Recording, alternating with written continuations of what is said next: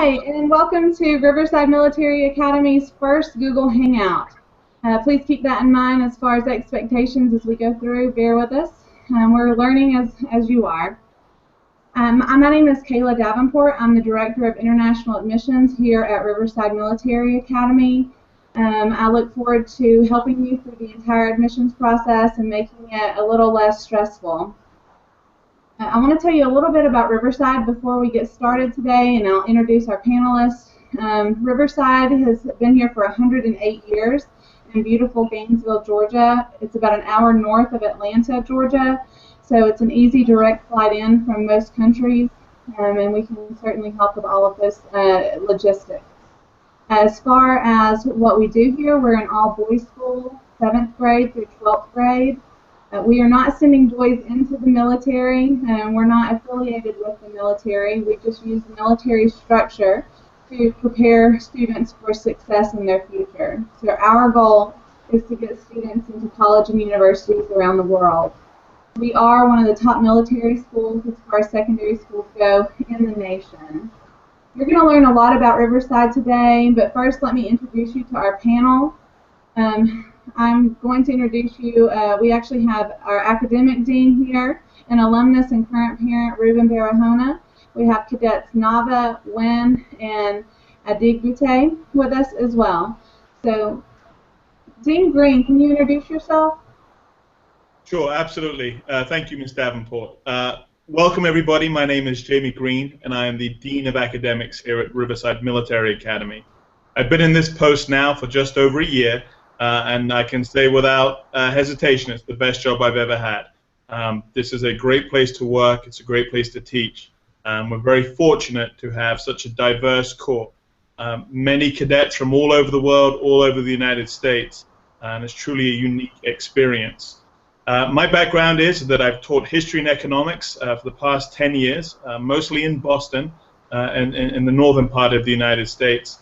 And recently I made the decision to move south and come full circle. I myself went to a military boarding school in England, and so this was my calling and this was my goal.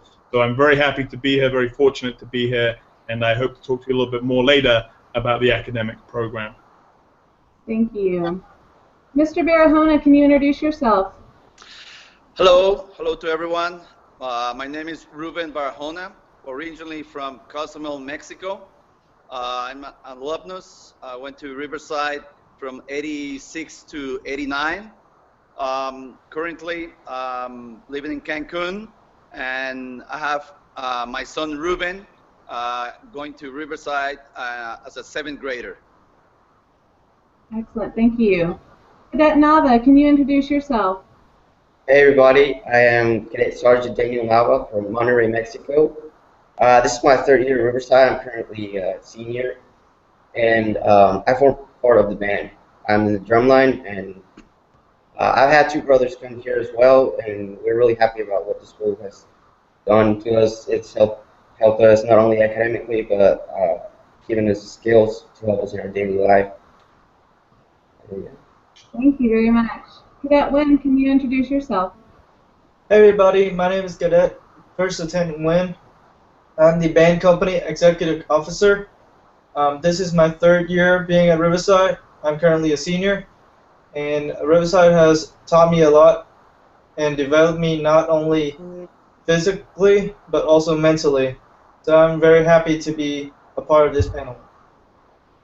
Thank you. And Cadet Adig, can you introduce yourself?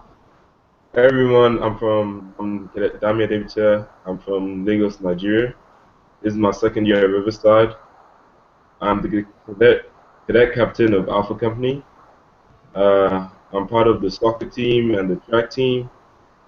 My brother is going to be attending Riverside out in next year. Thank you very much. Now we're going to move on to Dean Green. He's going to tell us a little bit more about our academic programs.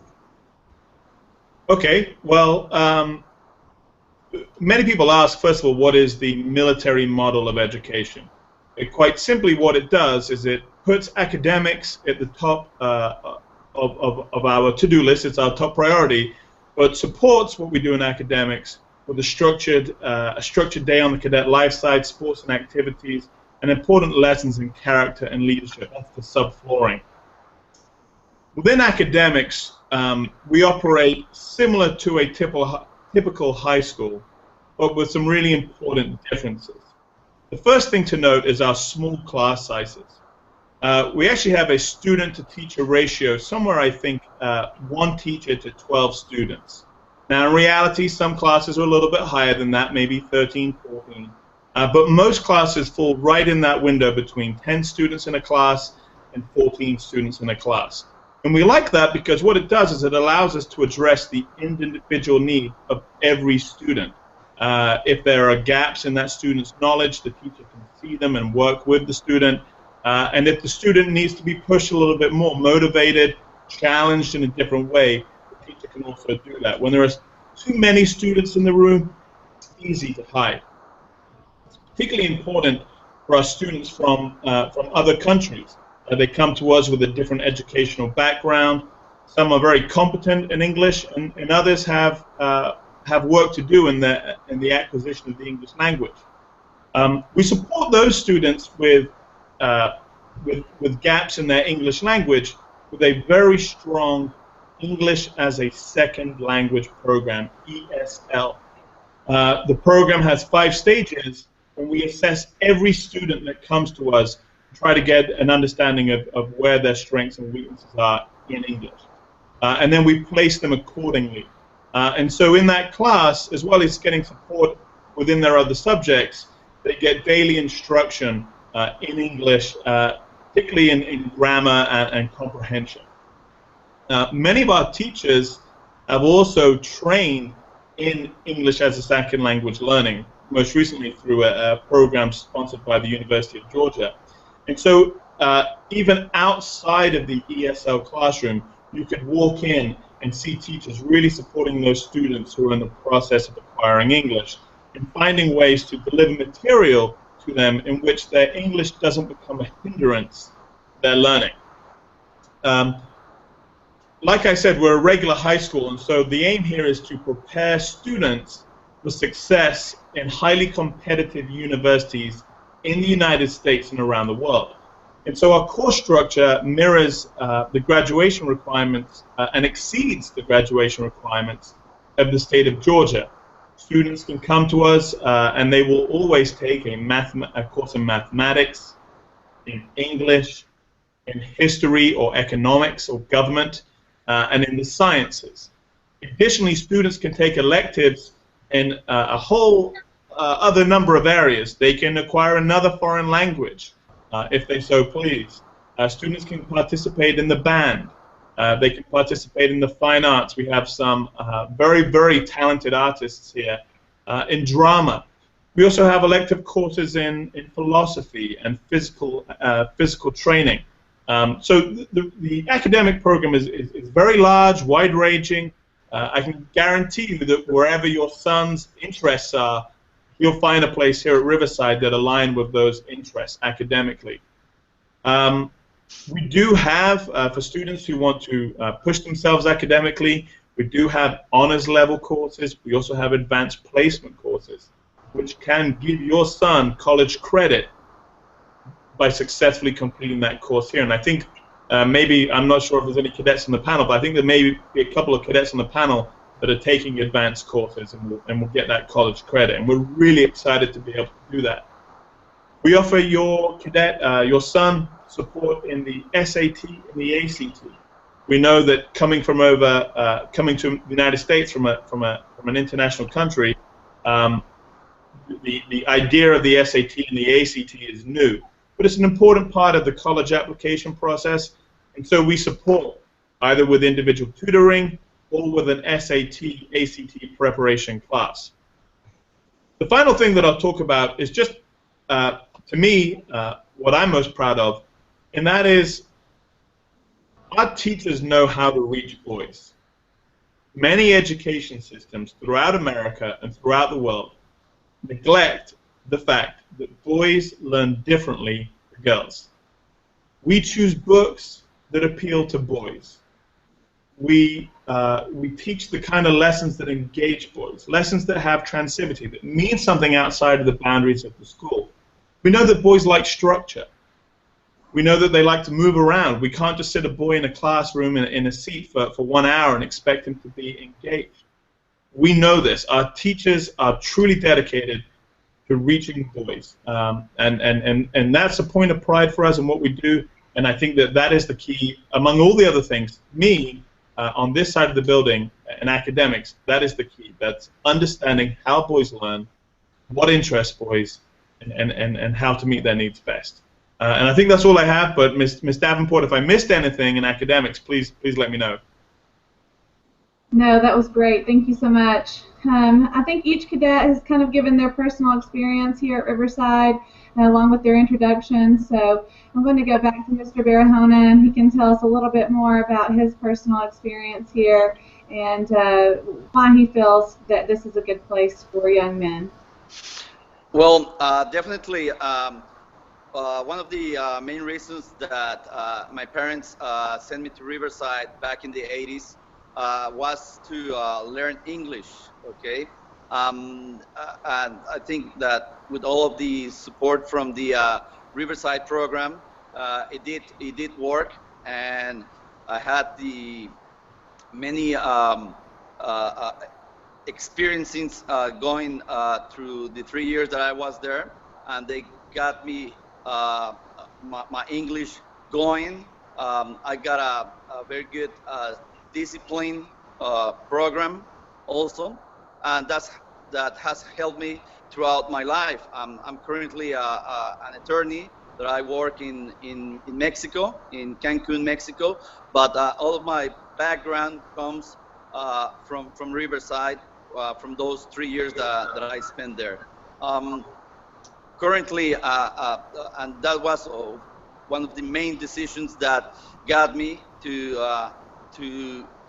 send my boy to Riverside. But basically, yes, the discipline and the getting to learn the English as a second language, that was the top of why my parents choose to send me to Riverside. Thank you. Thank you so much for that explanation.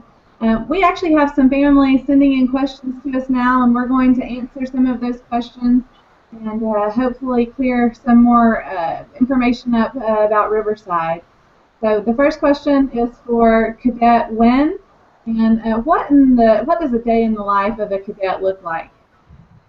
All right, so we all wake up at 6 o'clock in the morning, do our personal hygiene, brush our teeth, wash our faces, get dressed, and then we proceed on to do hall duties, which will clean the toilets, clean the hallways, our rooms, preparing it so that that's not dirty.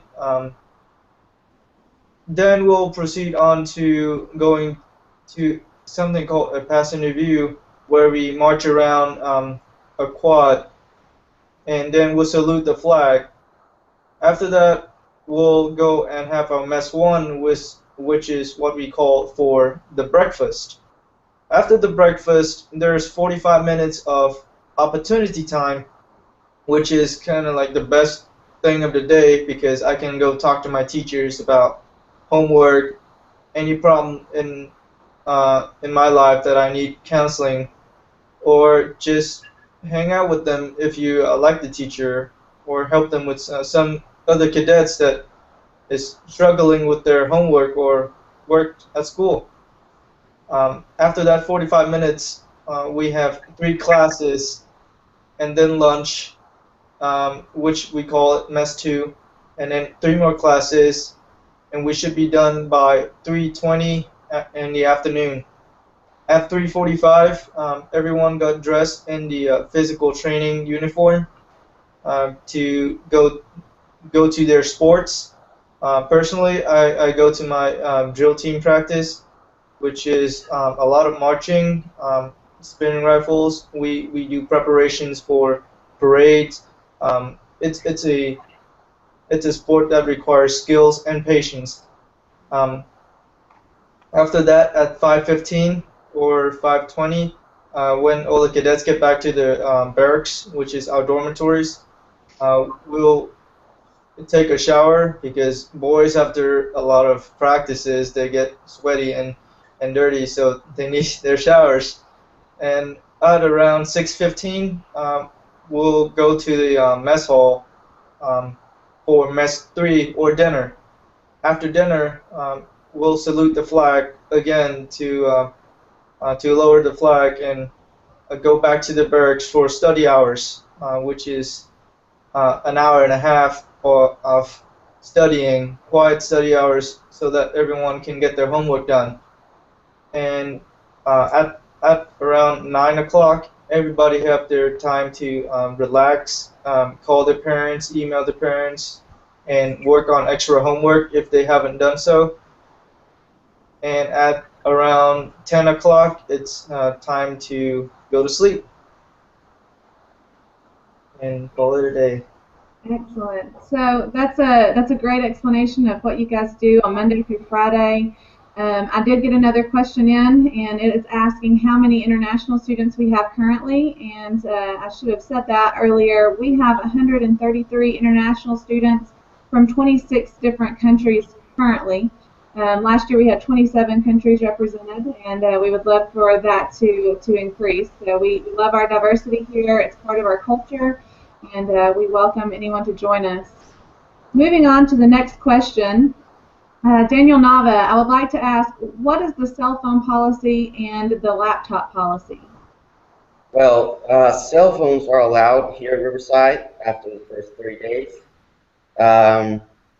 You may use your cell phone, but cell phones they have to be turned in at night before you go to bed, so cadets won't stay up all night texting, or so they don't lose sleeping hours. You can get your phone next day after GSA time, athletics, and you have from athletics, after athletics, 2 tabs so you can call your parents or text or whatever. They are allowed for all grades, 7th through 12th grade, which differs from laptops. Laptops are only allowed for 11th and 12th students. Laptops may be used for academic work, or sometimes in the weekend if you want to use your laptop, watch a movie or something, they may be used for that. The internet is restricted, so parents won't go places we wouldn't like to be. Parents wouldn't like them to go in. The internet's blocked. And yeah, that's basically it. Excellent. Thank you so much. Our students can use Skype to contact their families. We have this happen often, so if you live far away, more than just a short plane ride, of course, you can actually see your son while they're here through Skype, through FaceTime, if they have a Apple product and things. So thank you very much for clearing that one up. We have another question that's come through. Cadet can you tell us a little bit about what happens on the weekends? Okay, what happens on the weekends is that we have activities that are planned for us. The cadets at Riverside are well informed about what happens on the weekend. At lunch from Wednesday all the way up to Friday, they can sign up for trips to the mall, trips to the movies, trips to the Publix. There are also some charity events that the cadets can sign up for, which they'll like. In case the cadets want to stay on campus, they're allowed to go play basketball. They can go to the weight room. They can go down to the soccer field. Most of the times they'll have a tech present to be watching them. The cadets are also allowed to order on weekends. On Friday, they can order after dinner. On Saturday, after dinner. On Sunday, after brunch, which is they can order food? 12 to 1. Okay. They can order food, is that what you mean? Yes, sir. Yes, ma'am. Okay, excellent. Thank you very much. So we try to keep the boys busy on the weekends, as you can tell. Eating in the cafeteria all the time, sometimes it's a nice treat for them to be able to order in on the weekends or go out to a restaurant. You mentioned a TAC officer, so I'm going to clear that one up. A TAC officer is the adult in the barracks or the dorms. Same, we use them synonymously here. And that means teacher, advisor, counselor, TAC. And so they're the ones who are chaperoning, keeping your son safe, making sure he's completing his homework, and just general overall well-being of the cadet is in the TAC's hands. So you'll be close with the TACs. Moving on to what happens when the cadet first arrives or the student first arrives, we have something the first 30 days called our ROC cycle, ROC, Recruit on Campus. And our ROC cycle includes 30 days where they can only write home, either via email or through a letter. So there's no Skyping, no FaceTiming, there's no talking on the phone. So during that time, it really helps them assimilate to the Riverside culture and get the rules and all their expectations down. It helps with homesickness tremendously because not just our domestic students, but especially our international students come to us and they miss home. It's very different being in a different country and then also joining a school. So, and then also during this ROC cycle, your cadet your ROC will graduate and become a cadet and then have the private rank. So it's a big celebration when they do that. It's something that's very exciting, and they're kind of welcomed into the RMA family officially after the ROC cycle. So it's a great and exciting time. It's very helpful. It's probably the most trying time for families. So I'm going to pass it over to Mr. Reuben Bar Honam, and he's going to tell us about what that first 30-day cycle was and how he handled it. Well, yes, this is something that I did not had at the time when I was at Riverside. So it was something different for me also as a parent. But I think that during those 30 days, we got to, our son got to know lots of things, if not all, but lots of things about the school, about the rules, about the regulations. And even though that it's time in which you don't get much contact with your son by phone, you can get contact through the TAC officer. You can get contact with them by email one time at the end of the day. And I think that those 30 days makes them feel to get to know the school, to get to know the regulations, to get to know, read a little bit about the homesickness, okay? And I think that it is a good experience, hard experience for both son and parents, but at the end, once those 30 days were over, our son has been more confident in school, and us as the parents, we feel more confident with him also, and with the school. Excellent. Thank you so much for that answer. I'm going to move on a little bit. I'm going to talk about our website and where to find some things, and then talk about the admissions process as well.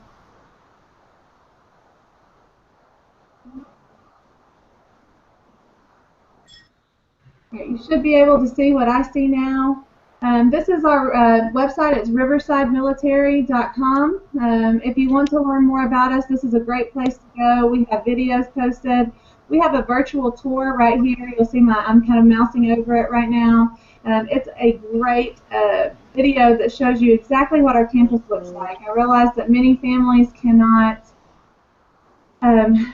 visit the campus before they send their son. It's a large expense to travel all the way here, although we do welcome you if you can do that. This is a virtual tour. It shows you exactly what we look like, and they're up to date, and so there are no surprises there. Now, coming up to show you where to find our athletics, you can click here. We have many different sports offered. As you can see, baseball, basketball, cross country. We have a new club sport called fencing.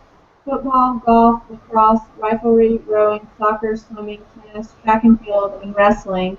We also have some other kind of intramural sports. We have like I think it's airsoft. They can do airsoft as well. If your son is not interested in sports necessarily, that is okay. He can try them out here. Otherwise, he does need to be active in something.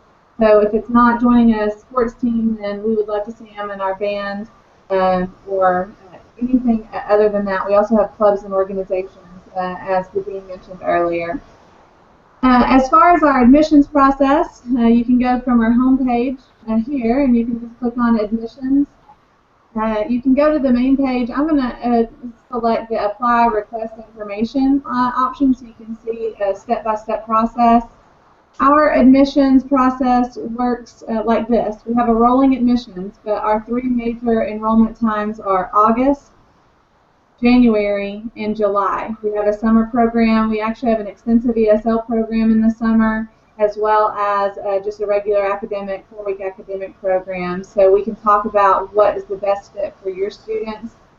Notice here the step-by-step application process. The checklist is right here, so you can go through and see what's going to be required of you. The application can be completed online, and you'll do that by clicking this link right there.